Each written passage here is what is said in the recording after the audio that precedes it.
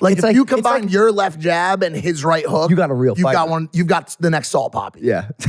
Do you know what I'm saying? Like bro. He is my favorite. He's my favorite. Incredible. I tweeted Salt Papi versus Jake Paul. The internet wants it. So I think Jake's next fight, he's announcing it this week, is against Salt Papi. It should. I'd watch that. Kidding. I know who it's against. It's against. Really? Jake's when next does he fight. announce? Can you say that on the show? I don't know. That was. Thanks for that, man. Appreciate it. I don't know. That was at one point a fight that was in your potential inventory. Yeah? You know, a lot of fights that were in my potential inventory seem to be just slipping out of my hands, out of my grasp. I was maybe thinking about fighting Andrew Tate. JJ called him out in the ring last night. We'll let him have it. I want to dive into that later, though, because I do want to talk about Salt Papi still. got it. No, Arsenal, I feel like. Is there anything else to say? No, well, one thing I will say quickly is thank you to JJ once again for not only smoothing things over with the UK audience, but also giving us his suite. So how about Salt Papi? The kick can box. Yeah, he I'm can box, surprised. yeah. He comes out, he's a big personality, right? That's the cool thing. What you said, it's WWE meets boxing. Yeah. Because all of these influencers are big personalities. That's how they became influencers. They're being funny online. People gravitate towards their energy. And why I actually think influencer boxing events are more entertaining is because these kids have more to lose. And a lot of the time, they don't know what the fuck they're doing, but they know that their ego is going to take them as far as it's going to take them until they get stopped with a clean right hook, right? And that's the fun. You can lose it all. You can become a meme in 1 second. And and we saw it. We saw it happen last night. I mean, unfortunately, our boy, Tommy, you know, lost in a pretty vicious way to Slim. Yep. And I don't know what that's like to go back to the locker room after being knocked out yet. I can't wait till that's clipped. I don't know what it's there. Shipping you off. I knew Salt was good in the back, bro. Like You could see him hitting pads. bro, when he was, I was like, It's He's quick. It's this kid from the Philippines. I think he speaks a little bit of English. But he's just so funny and Slim was entertaining too during Slim's match against Tommy.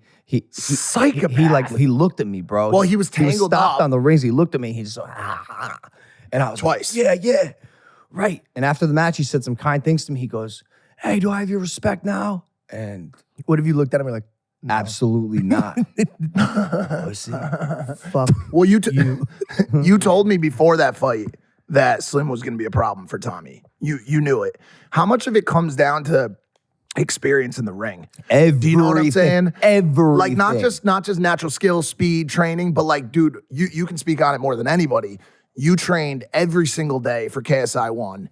You knew exactly what your game plan was. You knew exactly what you were going to do, what counter strikes you were going to make, how you were going to move around the ring. But when you got into that ring in front of those however many thousand fans, how much did that change the entire everything? Fuck yeah. I mean, for every boxer last night whose first time it was getting in the ring, like that's horrifying. You know, if you've had experience of fighting before and you have natural ability, it's going to come to you a lot easier. And that's what happened with Slim. That's what happened with Salt. Well, I guess Tommy did have one other fight technically. So he had one, but Slim had. I think Slim's been at it. Right. I don't know if he's had multiple, but I know he's like kind of been boxing for a while behind the scenes. Just on that fight specifically, I knew that Tommy was going to come in there in peak athletic form, which he did. He was in great shape. He wasn't gassing. He had the gas in the tank. Unfortunately, it seemed like as you got into some of those later rounds, late round 2, round 3. But you know what I mean. It's like a 3-round fight. So in the later rounds, it seemed like he wasn't able to put a lot of that energy into those punches.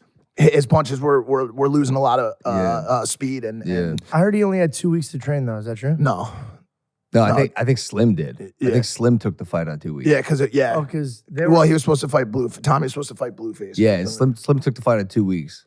And we love Tommy. We love FaZe. Yeah. And so that wasn't easy to see. It's a tough one for me to being really good friends with Tav and Jordan and all those guys came out for the fight and the team's been with them. And after the fight ended, I mean, seeing their faces, obviously it's not the same. He got KO'd, and so it's not the same as the stuff that we went through. But I went up to him after, and I was like, "Listen, like, I understand this isn't the ideal outcome for you guys." They were so like, you could see tears in their eyes, you know. And I was like, "I've been through this a couple times, not in the same exact way, but to go back to that locker room after a loss or after a KO or after any kind of non-ideal outcome, it sucks, bro." And they texted me from the room and said, "Yo, is it always this quiet back here? Like, is it always this silent?" And I said, "Yeah, bro. Like, that's just how it goes." And the team will be 50 times stronger as a result of it. You know? So that is the good news. Yeah. That is the good news about losses. And having lost many times before now and having a keen understanding of what it's like to fail at the highest fucking level repeatedly, I can relate to situations like this. I can relate to situations like Deji, who we saw last night in real time turn it all around like this. Wow.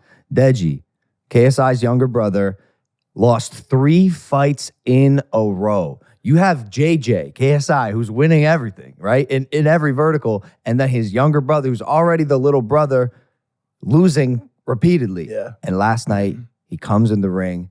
You could tell he worked his ass off. His mindset has switched and he got his first W. I was very happy for Deji.